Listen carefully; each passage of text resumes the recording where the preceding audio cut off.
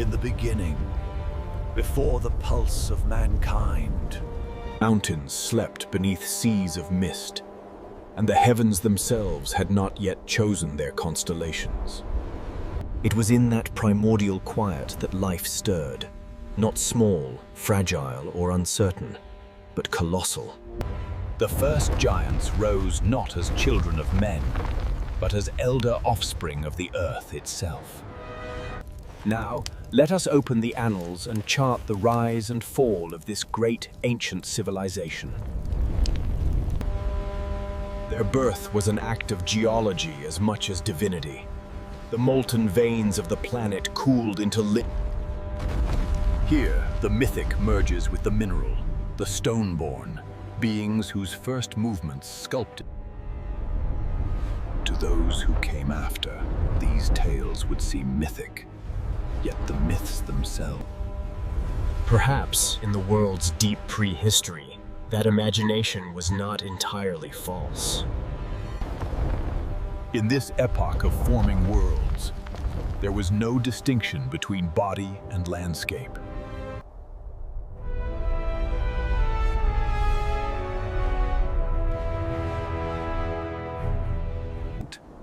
The earth was no longer a wild expanse, but a living monument shaped to their image. They carved entire mountain chains into amphitheaters, where the songs of... Each clan of giants ruled from its own domain, the sky-born Aeonids who spoke in storms. These were not mere tribes, but forces of nature bound by consciousness. Together, they governed.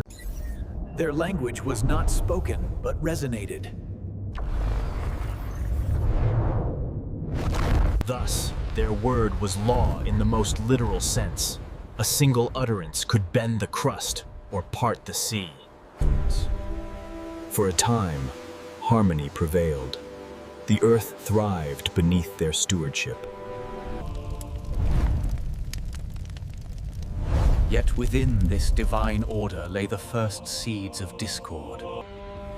The Aeonid chieftain known in myth as Oreltar, the sky sculptor, dreamed of shaping light into solid. And then came the fracture, the long, slow breaking of a world once whole. What began as rivalry among the elemental clans erupted into cataclysm as each sought to prove. It was Oreltar, the sky sculptor, who first defied the covenant of balance, in pursuit of mastery over light. But the earth screamed in protest, for such theft of heaven's fire was blasphemy even to stone. For centuries, or perhaps time itself bent under their fury, the giants waged war. Here, the archaeological record offers strange parallels.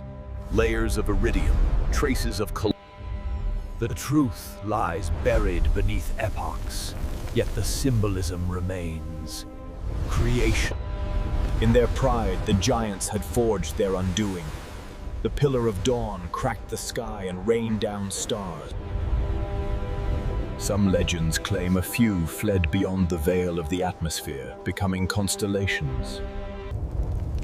They carved stories into cave walls of beings tall as trees, of thunderous. Long after the last titan fell silent, the earth endured as their monument. The echoes in the dust, as later sages called them, were not merely the ruins of stone. In Mesopotamian tablets, in Norse sagas, the same shadows appeared. Giants of the dawn. Humanity, it seemed, could not forget its first teachers, or its first tyrants. Here, the archaeologist finds resonance between legend and landscape, megalithic alignments across continents. Humanity, small though it was, had begun to imitate its gods, yet imitation was never enough. And still, their presence lingers. In the tremor of mountains, in the deep pulse of volcanic flame. As the aeons passed, the myths softened. The giants were recast as guardians. And perhaps that is the truest echo of all, that every age of creation contains